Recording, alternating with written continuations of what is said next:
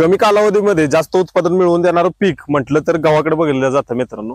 बरेचसे शेतकरी गहू पीक करतात। या कालावधीमध्ये शेतकऱ्यांच्या शेतीमध्ये गव्हाचं पीक असतं। पाठीमागे तुम्ही पाहू शकता हे गव्हाचा प्लॉट आलेला आहे, कशा पद्धतीनं चांगला प्लॉट बसलेला आहे मित्रांनो।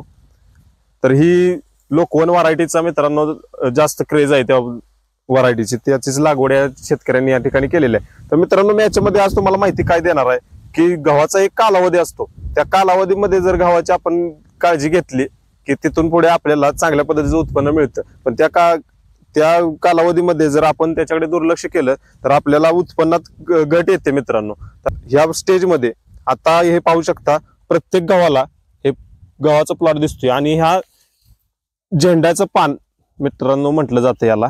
हे जे पान आहे झेंड्यासारखं उभं राहिलेलं तुम्हाला दिसेल प्रत्येक गव्हामध्ये।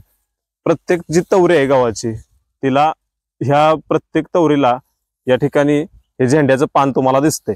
तर याची साईज मित्रांनो मेंटेन करणं आपल्यासाठी या वयात गव्हाच्या ह्याची साईज मेंटेन करणं आणि याचं संरक्षण करणं हे महत्वाचं असतं आपल्याकडे। तर इथं पाहू शकता हे काय झालेलं आहे, हे जे झेंड्याचं पान आहे हे झेंड्याचं पान अशा पद्धतीनं झालेलं आहे। हे एक पाहू शकता इथे हे जास्त प्रमाणात मित्रांनो प्लॉटमध्ये व्हायला लागलेलं आहे। तर हे जे आपण जर ह्याचे संरक्षण केलं, इथं जर हे आपण थांबवू शकलो तर हे झेंड्याचं पान जे आहे हे जे मेन हे मित्रांनो काय करतं तर फोटोसिंथेशन म्हणजे प्रकाश संश्लेषण जास्त प्रमाणात करतं। वातावरणातील असलेले नायट्रोजन आणि इतर सूक्ष्म अन्नद्रव्ये खेचून घेतं आणि प्रकाश संश्लेषण जास्त प्रमाणात करतं। त्यामुळे अन्न तयार करण्यासाठी आपल्या गव्हाच्या पिकाला अन्न तयार करण्यासाठी ताकद मिळते आणि तेव्हा आपला गहू इथं हे पाहू शकता अशा पद्धतीनं हे पोट फुगलेलं असतं त्याचं। हे पोट फुगलेलं मित्रांनो हे पाहू शकता, हे पोट फुगलेलं पोट आहे। हे पोट फुगलेलं असतं तेव्हा जर हे पान चांगला असेल आणि त्याला जर खायला देत असेल भरपूर तर या फुगलेल्या पोटामधून या गव्हाच्या चांगल्या पद्धतीची एक वीत म्हटलं तरी आपण त्याच्यातून जाडी लांबीची तवरी गव्हाची आपण काढू शकतो मित्रांनो।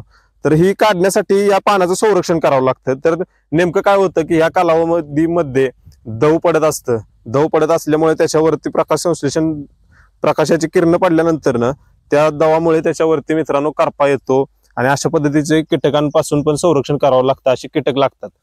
तर यासाठी काय केलं पाहिजे मित्रांनो, तर खूप वेगवेगळे घटक आहेत पण याच्यामध्ये चांगल्या पद्धतीने काम करणारं म्हणजे सिजेंटाचं इम्पॅक्ट एक्स्ट्रा।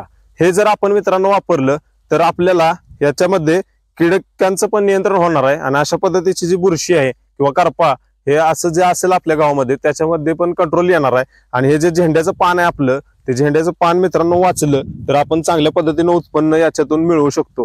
कारण ते झेंड्याचं पान हे महत्वाचं असतं की या वयामध्ये आपल्या पिकाला लागणारी सगळी अन्नद्रव्ये आणि उष्णता सूर्यप्रकाश मिळवून देण्याचं काम आपल्या तवरीला भरण्यासाठी ते करत असतं।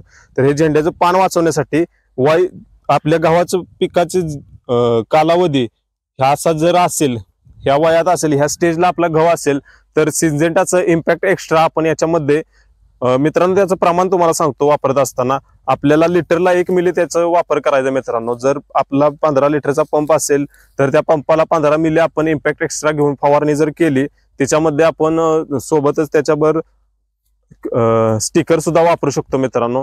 जर तुम्हाला कुठे तुमच्या पिकामध्ये मावा जास्त प्रमाणात असेल, या कालावधीमध्ये माव्याचं प्रमाण सुद्धा जास्त येतं मित्रांनो, कीडक असतील तर त्याच्यासोबत तुम्ही कीटकनाशक सुद्धा मित्रांनो वापरू शकता।